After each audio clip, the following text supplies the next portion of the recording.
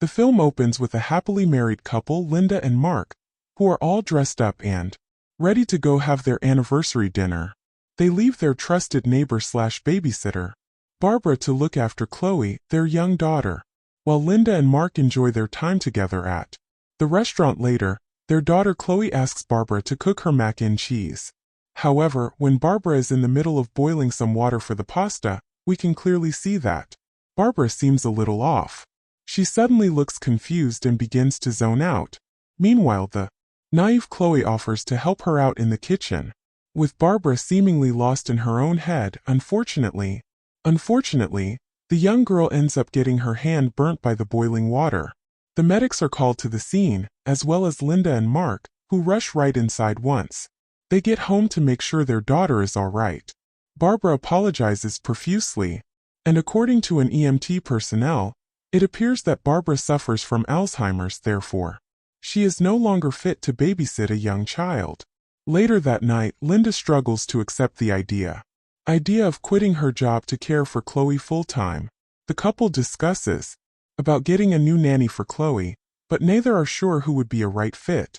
Mark mentions that they are only a few weeks away from finishing their second home as an investment, which will cover their living expenses if Linda does indeed quit her job in the future. Right that next morning, Mark is fixing up their second house, while Chloe wanders around like a child would, and ends up toying with what looks like a nail gun. She might have seriously injured herself if it were not for a passerby stopping her. The passerby takes Chloe right back to Mark, and we learn that her name is Heather. Mark, who sees how Chloe seems to have taken a liking to this girl, promptly brings her home and introduces Heather to his wife. Linda is hesitant when Mark suggests Heather as their new nanny because they don't know much about her background. Mark, on the other hand, persuades her that Heather is a good choice because she lives right in town. Following the discussion, the married couple decides to ask Heather if she'd like to become Chloe's new nanny. Heather ecstatically takes the job, claiming that she happens to be looking for some way to make extra money. Heather states that she has worked as a sitter in the past, and provides the phone number of her previous employer as a reference. Later that night, Linda, who still hasn't fully trusted Heather, tries to call her previous employer and receives good feedbacks for Heather. They then decides to purchase a Nanny Cam to install inside the house out of concern for their daughter's safety. Linda goes shopping for Nanny Cams the very next day and is given the recommendation to purchase an alarm clock radio with a built-in camera. The mother is at ease that the new hidden camera is set up inside the house, and she can watch her daughter practicing violin like she always does. Afterwards, Chloe is seen happily playing with Heather by the front porch. When Heather enters the house to fetch some water, Barbara, who lives right next door, excitedly walks up to her because she misses her. As the two share a pleasant chat, Heather turns up. Heather starts getting overly protective and acts completely hostile towards Barbara. Barbara, who is baffled, turns around and walks home. Linda turns up not long after and asks what's going on. Heather immediately lies by telling her that Barbara was simply screaming at her about how she stole Barbara's job. Linda feels sorry for Heather and tells her that Barbara is unwell. During supper that evening, the landline rings and Heather goes to answer. As it turns out, the caller is Barbara, who is apologizing once again for the incident a few days ago, during which boiling water spilled on Chloe's hand. Yet again, Heather responds unkindly, but this time, she takes it an extra notch by impersonating Linda's voice to basically tell Barbara off. Later that night, Mrs. Barbara suddenly hears strange noises in her house. Unbeknownst to her, an ominous shadow passes by her. On the next morning, Linda, who is at work, receives a phone call that informs her that Barbara has committed suicide. This devastates her deeply, as she has known Barbara for a long time, and the last time she saw Barbara, the old woman seemed alright. Linda and Mark then leave the house to attend Barbara's funeral, leaving Heather to watch over Chloe in the meantime. When they get home, they're surprised to see how clean and tidy their house is. Linda then walks up to Heather, who informs her that she is only doing it to pass the time while Chloe is sleeping. We can see that Linda feels uneasy with this and tells Heather that they only hired her to watch Chloe, that's all. Before going to bed that night, Linda decides to check out the latest footage in the Nanny Cam. She discovers Heather and Chloe having a 3-hour-long conversation, instead of practicing violin or doing other activities. On the next day, Linda becomes stressed again when Chloe refuses to eat what she prepared, and claims that Heather is a better cook than Linda. Moreover, Chloe informs Linda that she no longer wishes to play the violin, because she has discovered a new hobby, monologue speech, which she learned from Heather.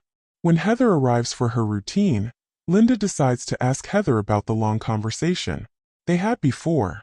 Heather tells her that she and Chloe were having a conversation about death, because Chloe had a lot of questions about it after Barbara's death. Linda then advises her to keep Chloe's violin practice going, and it is at this point Heather realizes that she's being watched this whole time. She immediately searches for the nanny cam around the house. That afternoon, Mark arrives home from work and decides to sit down and converse with Heather. Mark reveals that he got injured during work, and the girl gives him a painkiller. Heather then takes this opportunity to flirt with him, and eventually tries to kiss him.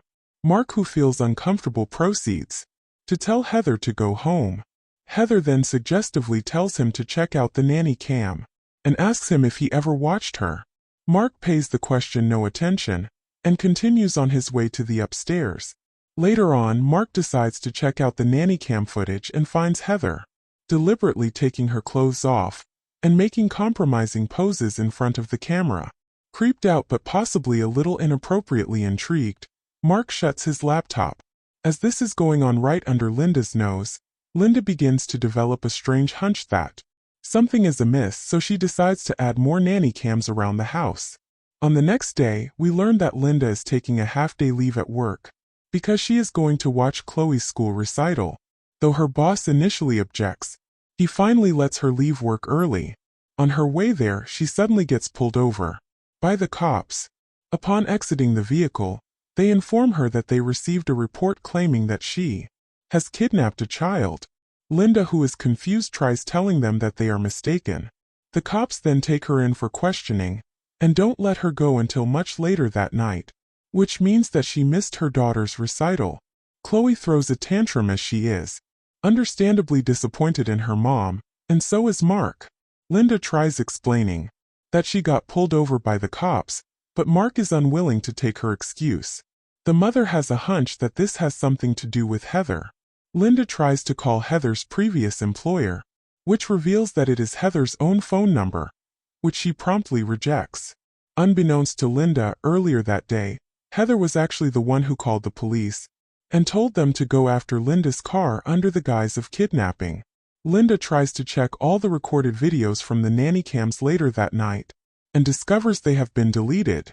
She and Mark are arguing about the deleted nanny cam files, and Mark admits that he deleted the files because it's no longer a good idea to monitor someone's privacy despite the fact that it was their idea.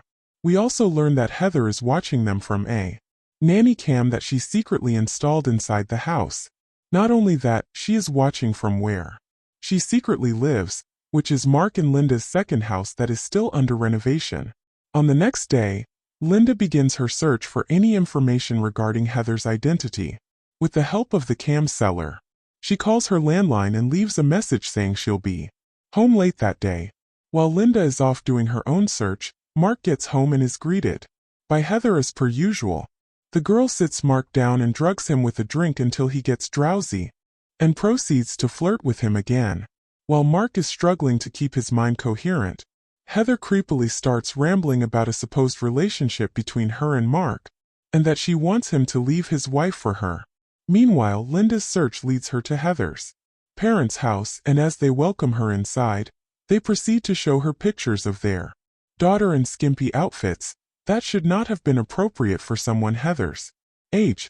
The father compliments her on her beauty and says he likes her in that outfit.